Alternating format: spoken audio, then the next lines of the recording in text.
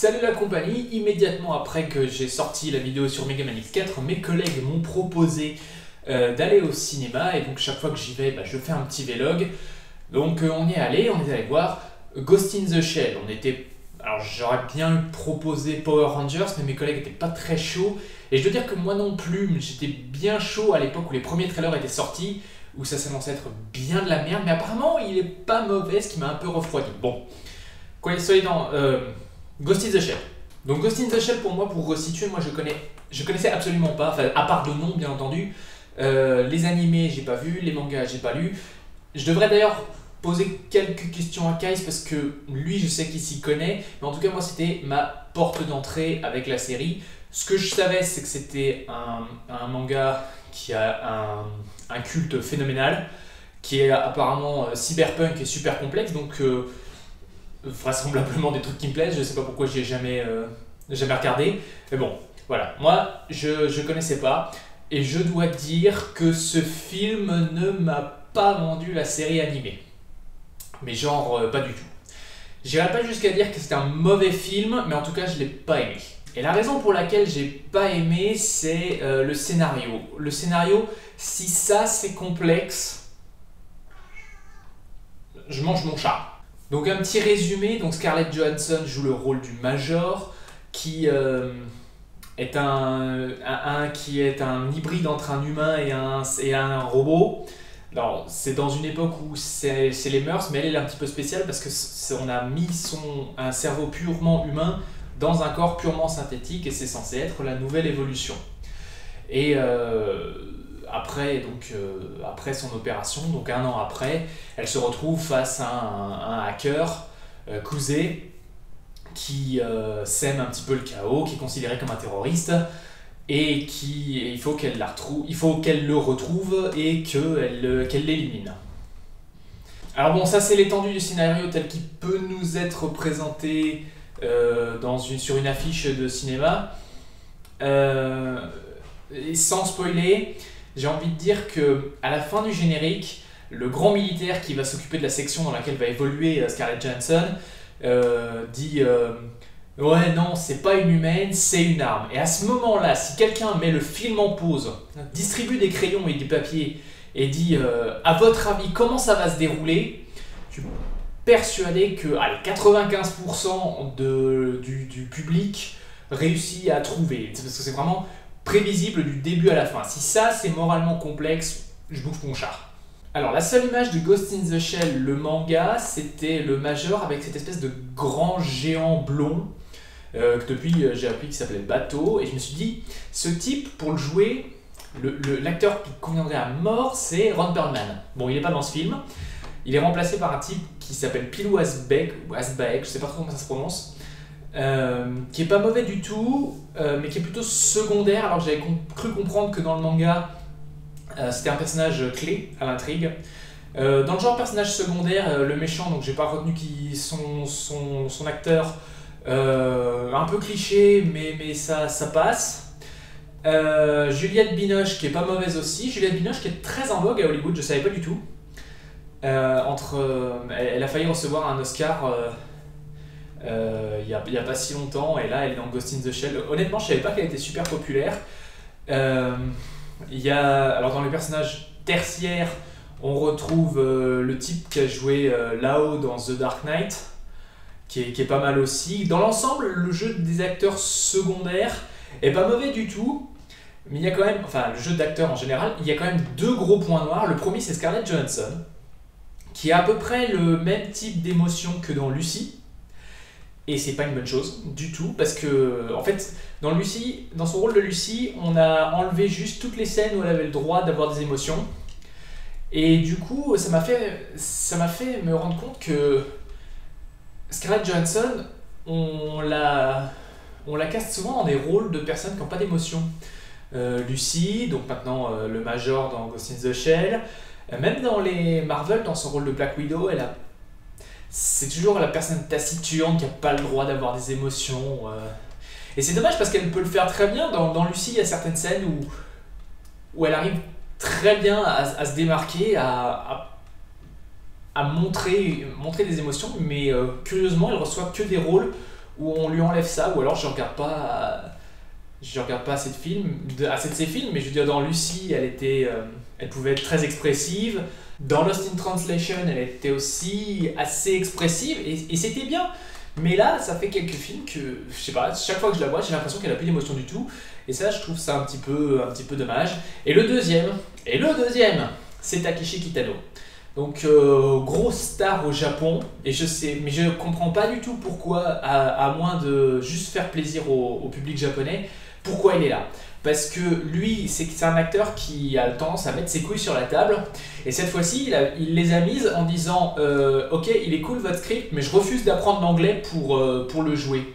Et dans le cadre du scénario où tout le monde peut s'augmenter cybernétiquement pour pouvoir apprendre des langues étrangères super rapidement, et d'ailleurs c'est montré dans le film qu'une gamine de 4 ans cyber augmentée peut apprendre le français en quelques minutes, et ben lui il rajoute des sous-titres pas forcément utiles, parce qu'il parle que le japonais alors que tous les autres parlent anglais, et c'est un peu dissonant dans le cadre du film. Mais je présume que c'était juste pour qu'on puisse dire ok, nous on est une super production, nous on a Takeshi Kitano. Il y a quelque chose qui clique pas, je veux dire, dans l'univers que veut Ghost in the Shell, là, ça colle pas. Alors que tous les autres le comprennent, ils parlent l'anglais super bien, et lui, pas un mot. Vraiment pas un mot. Pas un mot d'anglais, bien entendu. Une de mes collègues, donc, quand à la sortie du film, elle m'a dit « Ouais, ça ressemblait beaucoup à Matrix », ce qui est plutôt logique quand on sait que Matrix s'est inspiré de Ghost in the Shell, le manga. Il y a certains passages au tout début, je me suis dit « Mais ça ressemble un petit peu à Tron ». Et puis finalement, ça s'est dissipé. Mais bon, ça fait quand même très générique pour du cyberpunk, sachant que beaucoup de cyberpunk est inspiré de Ghost in the Shell. Donc je sais pas si on peut vraiment lui en tenir rigueur. En revanche, ce que je peux dire, c'est qu'il y a beaucoup de plans qui sont vraiment singuliers. L'ensemble est plutôt beau, hein, assez générique comme dit, mais plutôt beau. Et il y a certains plans qui sortent du lot, mais une fois de plus, dans le sens du scénario, ça manque de symbolique. Par exemple, à un moment, Scarlett Johansson va se taper une baston au milieu d'un lac qui est posé comme ça, et en fond, on a la ville.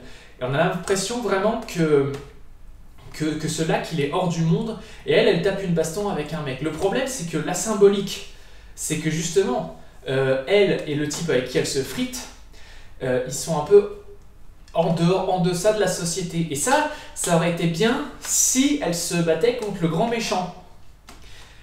Mais non, elle se bat juste contre un type lambda, et du coup ça passe pas. Il y a quelque chose qui me manque, quoi. Et il aurait fallu pousser un peu plus loin. Et d'ailleurs, c'est plus ou moins comme ça que je peux résumer le film. Il y a certains effets, enfin certains non, la majorité des effets est super cool. Quand le méchant enlève la pose artificielle de Scarlett Johansson pour voir la partie robotique derrière, c'est super bien fait. Dans l'ensemble, il y a beaucoup d'images de synthèse, c'est bien fait. Le coup des robots geisha, c'est sympa aussi. Mais voilà, ça manque de profondeur, ça manque de réflexion au niveau de l'utilisation de tous ces effets visuels, et du coup on reste un petit peu sur notre faim. D'ailleurs, quand on entend le titre Ghost in the Shell, donc littéralement le fantôme dans la coquille, quand on n'est pas trop stupide, on comprend que c'est vraiment le ghost, c'est une allégorie pour l'âme humaine, et la carapace, le corps cybernétique. Jusque-là, on est tous d'accord. Mais du coup, pourquoi on est obligé de l'expliciter? Alors c'est explicité 2 ou 3 fois. Oui, le ghost, c'est ton âme, je serai toujours dans ton ghost avec toi en âme. C'est bon, on comprend. C'est pareil. Ça, c'est le genre de choses qu'il fallait pas du tout expliquer. C'est bon, c'est une allégorie, on comprend. Mais ça, ils ont besoin de l'expliciter. D'ailleurs, bon, je fais un tout petit spoiler, un tout petit. La dernière phrase qui est prononcée, c'est, en plus d'être super générique et super cliché, ce sont pas nos mémoires qui définissent ce que nous sommes, ce sont nos actes. Et ça devrait être la toute première phrase du film. Parce que on peut baser une réflexion là-dessus. Parce que les actes, ils génèrent des mémoires, et ça peut être falsifié. Je veux dire, il y avait tout un moyen d'articuler la réflexion sur plein de thèmes qui sont juste effleurés. Le hacking de mémoire, l'ajout, l'augmentation cybernétique. Mais en fait, il n'y a rien, ça plonge dans rien en fait. On plonge dans aucun de ces sujets. Et d'ailleurs, et je pense que ça va être... je ne sais pas si vous allez comprendre celle-là, surtout parce que j'ai pas encore touché le sujet, mais le film, en tout cas dans son scénario, me faisait penser à une autre œuvre de fiction. C'est Mega Man X Command Mission. Mais alors, c'est bien que j'ai pas encore touché à ce jeu-là, parce que du coup, ça laisse un peu la critique spoiler-free, mais ceux qui ont joué à Mega Man X Command Mission pourront voir le lien, je pense. Alors en revanche, il y a une partie qui avait un peu défrayé la chronique au moment de la sortie des premiers trailers, c'est le whitewashing, le fait qu'on remplace un perso japonais par une actrice blanche, ici donc Scarlett Johansson. Et d'autres, hein, je veux dire, il y en a qui sont blancs comme des culs, Pilou Asbeck, il est blanc comme un cul. Moi, ça me gêne pas pour deux raisons. La première, c'est que c'est expliqué dans le film. Il y a une raison pour ça. Et la deuxième, c'est que quand je regarde des animés, j'ai vraiment l'impression qu'ils sont tous dessinés blancs. Un exemple de ça, c'est dans Darker Than Black. Donc, je vais pas me baser sur Ghost in the Shell parce qu'une fois de plus, je l'ai pas vu. Hein. Mais dans les premiers épisodes de Darker Than Black, on met le personnage principal Rei, qui est donc japonais, face à un agent français. Et ils ont vraiment la même couleur, et ils sont dessinés de la même manière. Donc, partant de là, sachant que... alors je comprends que les gens soient pas contents, parce que oui, ça défraie un peu la chronique. Mais en même temps, Scarlett Johansson, elle fait vendre. Ah ben, s'il faut faire vendre, il faut faire vendre. Faut dire ce qui est, dans sa combinaison moulante, elle est super sexy, Scarlett Johansson. Il y a même un moment où elle l'enlève, mais bon, on voit pas ce qu'il y a. Ce qui est en dessous n'est que suggéré, hein, c'est dommage, mais c'est comme ça. Mais Scarlett Johansson, elle fait vendre un film. Sinon, ils auraient pris comme casting quelqu'un d'autre. Moi, personnellement, ça me gêne pas. Et en plus, la raison pour laquelle le personnage du Major est blanc est expliquée dans le scénario. Enfin, expliqué, suggéré. En définitive, je dirais pas que le film est mauvais. Loin s'en faut, il y a des trucs à apprécier. Le visuel est un peu générique, mais il fonctionne. Les effets spéciaux fonctionnent. Il y a des idées qui sont abordées qui sont très intéressantes, mais qui sont jamais explorées. Et du coup, moi, c'est pour ça que j'ai pas apprécié. Pour moi, c'est un film beauf, mais dit très très fort, hein, un très très gros beauf. Et je serais pas en état de le recommander. Le film m'a pas vendu le manga, mais bon, en même temps, je suis sûr que Kais va s'énerver et va m'attacher à un piquet en me forçant à regarder pour me dire ok, ouvre ton esprit et regarde ça. En attendant, nous, on se retrouve la prochaine fois pour la prochaine vidéo, peut-être dans Vlog la semaine prochaine. Parce que la raison pour laquelle je suis allé au cinéma, c'est que je peux plus aller au sport parce que je me suis fait une entorse et que j'en ai encore pour une semaine et demie. Donc peut-être la semaine prochaine, un nouveau vlog, peut-être Power Rangers, peut-être Baby Boss, parce que je sais que mes collègues veulent beaucoup voir Baby Boss. Sur ce, on se voit la prochaine fois. Salut!